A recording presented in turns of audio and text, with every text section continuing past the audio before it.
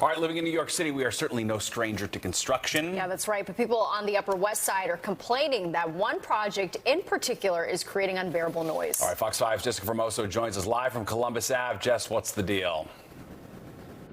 Steve and Natasha, well, here's the deal. You see these steel plates here over my shoulder? Well, some residents who live here off 105th Street and Columbus Avenue say it keeps them up at night. When you see a vehicle, especially a large truck or a bus goes by, you can hear the loud noise. Con Edison has been in the area replacing a gas main along Columbus Avenue between West 96th and 105th Streets. The majority of the work is concentrated here on 105th Street. Now, once the Con Ed crews are done for the day, they cover the holes with these steel plates so traffic can flow. We spoke to a few residents here. This is what they had to say about the situation.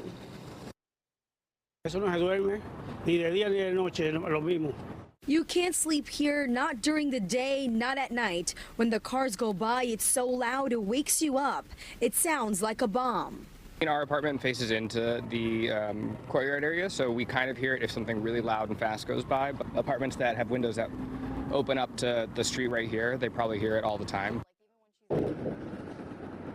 Now, a spokesperson for Con Edison tells Fox 5, we understand that the noise created when cars and trucks drive over the steel plates that protect the site and allow traffic to flow can be disruptive. That's why crews secure them after every workday. We will continue to work as quickly and safely as possible to complete this project, remove the plates, and restore the roadway. Now, Con Edison went on to say that they expect this project to be completed by the end of this month. But of course, the residents we spoke to, they just want to sleep at night and say it's these plates that keeps them up.